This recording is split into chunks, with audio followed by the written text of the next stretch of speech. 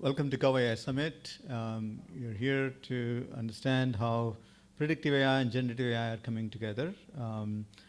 We are H2O AI. We built this company to democratize AI like water. We wanted AI everywhere.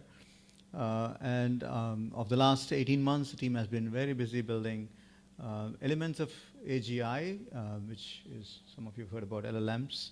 And we are big fans of we think that every nation, every community, every organization needs its own LLMs, its own AI, and in true democratization of not just building LLMs, but making others build LLMs. It's almost a philosophy for us, like music, math is a generational wealth for the human species, and hence, like math, AGI should belong to the community in open source. Open source for us is about freedom. We're in DC, so kind of appropriate topic. And freedom, open source also defends the community with code. Almost all code is these days AI, right? So AI has been eating software. It's been eating hardware, software, cloud, and then of course SaaS, and of course AI on the edge. These are the kind of thesis that we have. So AI is true defense of our community, its principles, its values. Why LLMs? Some might say LLMs are interesting because they tell stories, right? So as data scientists, most of us, are focused on 100% data, and I think hopefully as we go to boardrooms, you're mostly telling stories, and by the time you reach hopefully grandparenthood, we'll probably be telling only stories, right? So that's why we love LLMs. That's why they give voice to purpose. Time is the only non-renewable resource. You'll probably hear that from some of our previous words, and the time to you is the most valuable thing. Anything that saves time, use it. Anything that no one can pay you enough to get to 1 second back, right? We started the company with a mission to deploy AI for good. My mom had breast cancer, and I wanted to fight cancer with AI. As a result, I wanted AI like water everywhere, right? And some people are blessed to see that within their lifetimes, the vision that they have, and we're extremely fortunate to be able to do some of that. I'll start with one of the use cases, which actually uses predictive and generative AI for predicting hurricanes. I know many of our fellow citizens have been impacted by a hurricane recently, and I think one of the most surprising part of AI we had built one for flood prediction years ago, for which telephone pole is likely to hit by a hurricane, and the predictive AI model behind it was very powerful. It was able to actually predict that. We worked with Argonne National Labs and AT&T, their data, and we were able to, on a simple laptop, actually build a model that's able to use essentially precipitation on the ground as a predictive model. And at the time when it predicted, we were in disbelief that Asheville would be hit by a flood. That's what it was predicting at the time. We were demoing this for years, and kind of only with shock woke up when Asheville did get hit by hurricane. Obviously, FEMA and rescue and repair efforts. FirstNet is another users of our product. Where to divert resources in catastrophic situations is something very near and dear to us. But AI for Good brought us to fighting for. We do all the census for endangered species. Again, when AI becomes easy, math becomes easy. You can deploy it everywhere, and so on and so forth. Wildfires, we do H2O ran wildfire predictions and bushfire predictions. One of our customers commissioned us to run a challenge, and we built this with the community, again, democratizing grassroots community to solve mission critical problems for the world at a fraction of the cost of AI. And we continue on our pursuit, and that's what brings us to public sector, Gov AI. We're very, very successful grassroots and adoption across all the big banks, major banks, all the major. So we have the world's top AI talent density-wise. Kaggle Grandmasters. And the reason I mention that is to showcase some of the stuff we did with LLMs. Many large major banks, Fortune 500 companies are H2O's customers. They depend on our platform. And very, very recently, we are now come to DC, trying to build our partnership with the community here. We're just, I would say, about to get our FedRAMP. We're on the verge of building that partnership. Ministry of Home Affairs in Singapore, ICA, Immigration Checkpoint Authority, DSTA, Singapore are widely deploying H2O. We're just beginning to enter, so we're seeking kind of the community here to help us build grassroots here. With that, and I think we have a very strong partnerships in the making, and I want to just kind of keep less of presenting just the pitch, but I was going to say we are able to bring kind of air gap pieces. With that, I want to just kick off a couple of things. BC is before COVID, so everything we're doing now needs to be taking to how we were humbled by virus just a few years ago. Your prompt is your intellectual property. What does that mean? Or how do we look at? We released an app, H2O AI, on iPhone, on Google.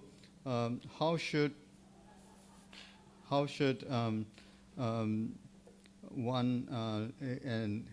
government agency for in Treasury, let's say, not use Gen AI, and then let's actually make it not use Gen AI. Now you see this LLM is showing up, so let me just go completely offline on this one. So this is a fully offline, and let's launch this LLM. So the idea is that this is essentially running the entire LLM on the phone, right? So this is SLM, purpose-built, small model, about 2 billion. The one I'm running is 2 billion parameter model. As you can see, it's running super fast. This is local. It can be embeddable into your application. We recently replaced GPT-4 on Azure for a call center classification use case at a very large telco, because with a fine-tuned model. This model is called Danube. We released this. It's about it has 6 trillion tokens, right? Sort of so fully built, soup to nuts, right, by the team, and the team also a very small team, right? Sort of five folks. They took the refined web, tokenized, cleaned the data. It is the leading model of its class, in its class.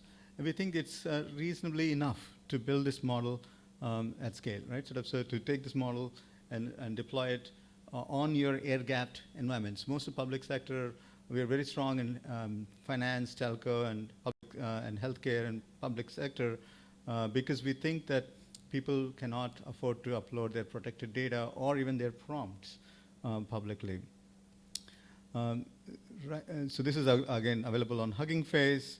It's doing reasonably well on that. So again, we used LLM Studio, which is a fine-tuning open source software that allows you to take this LLM and fine-tune it on your content.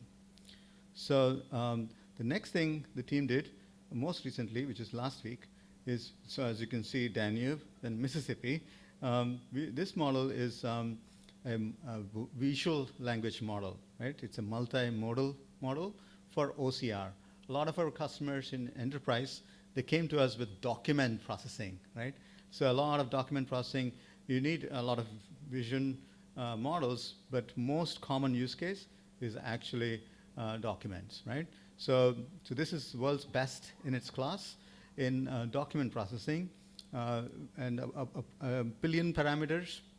It's actually two models, right? The vision encoder model, and then the Danube small LM, combined with an MLP to project the kind of the output into as an input for the decoder, and it's now able to perform really very, very extremely well when it sees documents. So this would be a powerful backend model for your RAG system.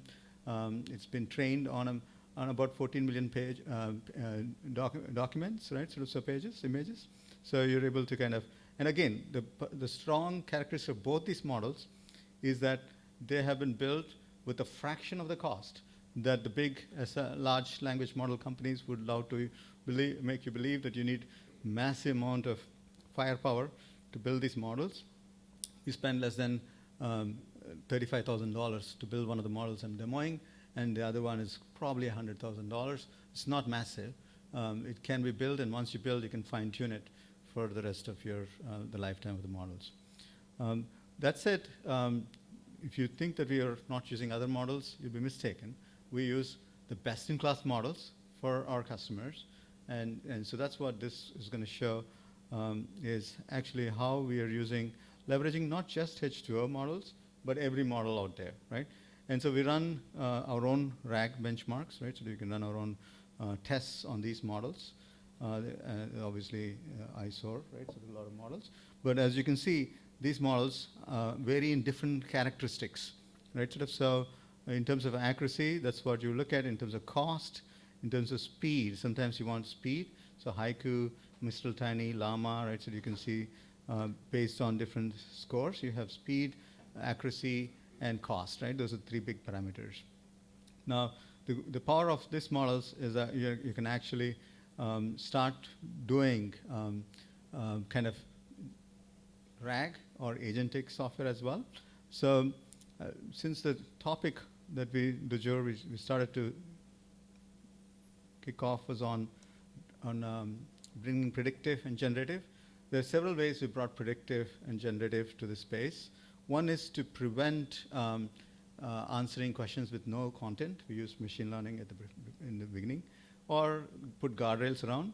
But the very classic way rendition of predictive AI is understanding time series, right?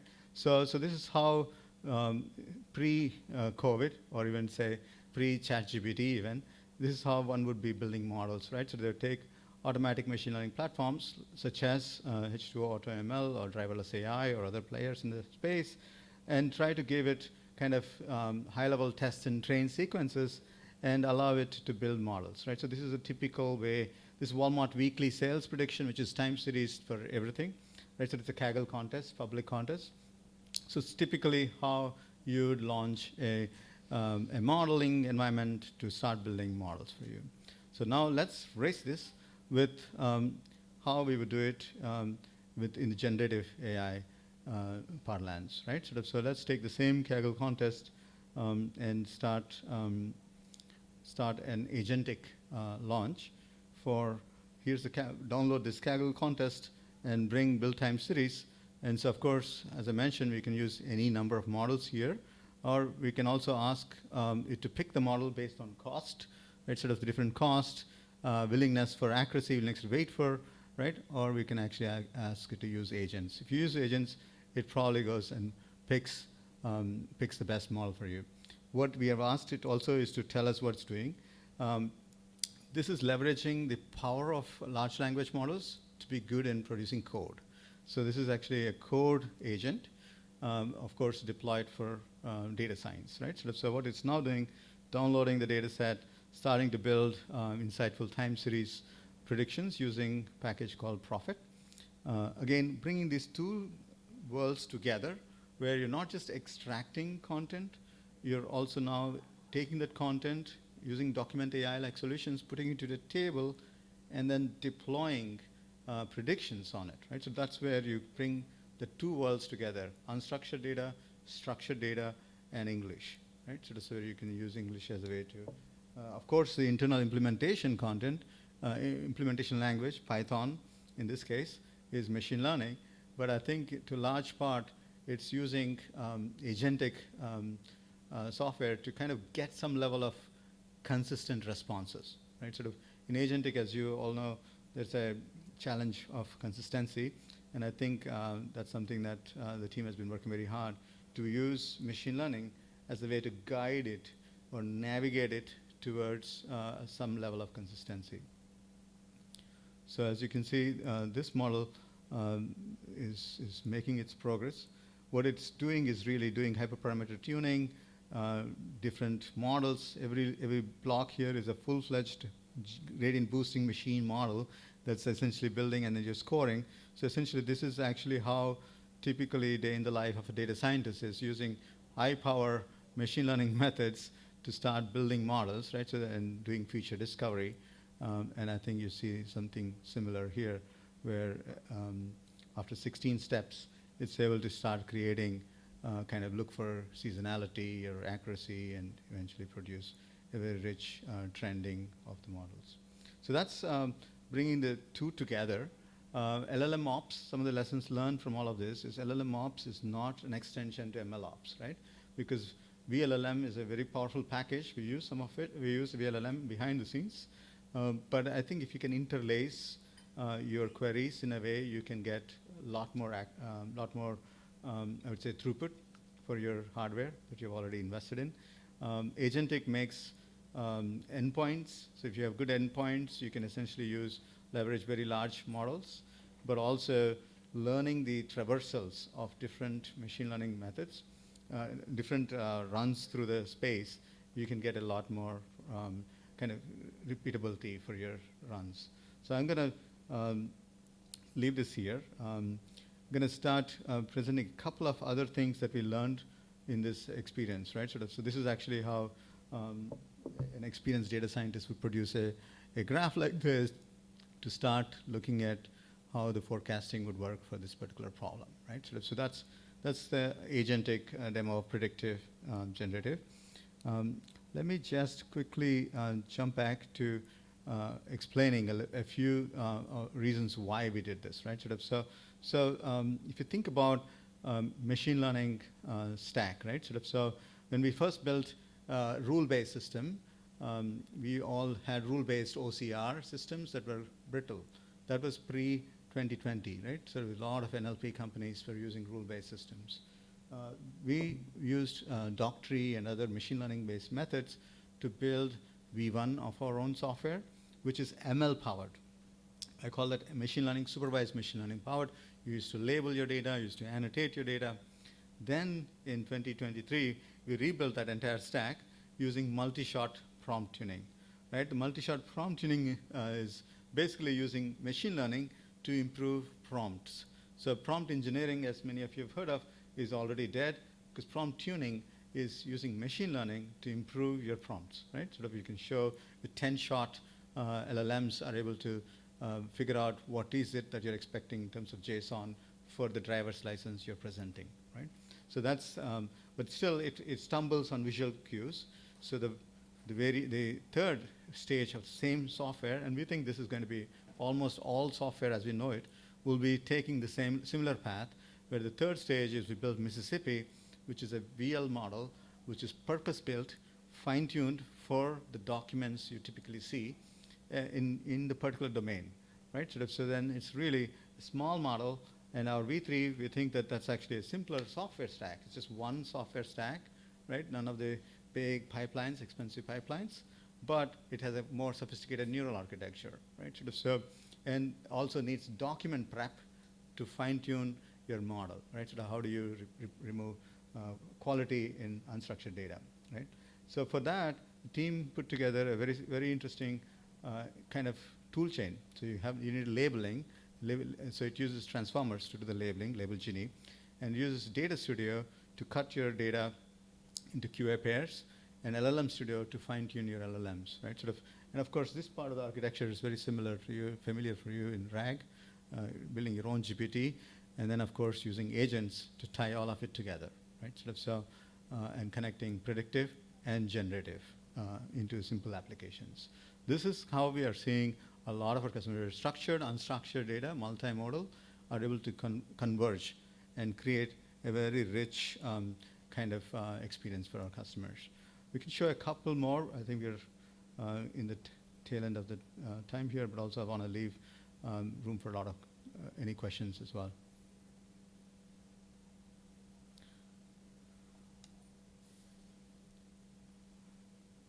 This is an example of how we, for example, CFPB, we work with CFPB to kind of take their content complaints, right? and start building complaint summarizers, right? Customers' bank complaints have come in different colors, right? Sort of shades of anger and frustration from customers. You're able to summarize them and simplify them for our end customers. Some of the banks, they have to respond very quickly for these, right? Looking for trends in those customers. Let me just take. So this is actually a real loan, right? So this is a real complaint from a real customer that's from CFPB, and you want to summarize it, but you also want to extract. So this is where machine learning plays a role. So you're able to pull out, extract the topics inside the models. With that, I think I want to kind of leave you on a so the convergence of predictive and generative is absolutely a superpower, and I think the cost of LLMs much smaller, much more is dramatically being reduced. We are here to build an ecosystem, right? Open source truly empowers ecosystem, right? And so these LLMs are powering. We're beginning to see benchmarks against Phi 3, Phi 3.5. We're somewhere in between the two in terms of accuracy and speed, but it's actually very early days. So a lot of benchmarks need to be improved, right? Since we talked about benchmarks, Gaia is a big benchmark for the space. Our team's also racing against the Gaia benchmarks on the leaderboards. This is the AGI, popular AGI benchmark. As you can see, level 3 on this typical high school student does about 95. So the best LLMs are still in the lower double digit, as you can see. So it's still early days for these benchmarks. We are racing that benchmark as well publicly in open source. And I think, as you can see, Claude is a leader of the pack on that in terms of accuracy. But the second best model is an open source model. The third best model is also an open source model. So it's actually not far behind the world's top models. I think it's still very early days for the AI space, and we truly think this is just the beginning. The one thing I want to leave in terms of positive thoughts here is data, as you know, is a Sanskrit word, and which is to give, to impart knowledge. AI will usher in abundance. There is just going to be tremendous abundance ahead. Abundance of time. When you think about time, a million seconds is 11 days. A billion seconds is 37 years, right? And if you think of 2 billion seconds life, roughly, we can all create a billion thoughts. Billion prompts attached to an LLM can be absolute massive explosion of GDP and value. The GDP from AI will be much bigger than the GDP of the planet today. In 2030, there'll be 100 trillion plus GDP. So that means that every one of you are going to be transforming the space here. And so there's a lot of abundance of space, inner space, mind space, as well as the outer space exploration. And so it's really very early days for AI. But unfortunately, virus wars and fake news are still big problems for us. So AI can make a difference, and we can make a difference with AI. And I usually end my presentation with, "This will be fun," and thank you very much for being here. And extremely humbled by the amount of transformation AI has brought. It's just the beginning of a long journey. And you can be in my dream if I can be yours, is what Bob Dylan said. I added, you can be in my selfie if I can be in yours. Thank you. Thank you.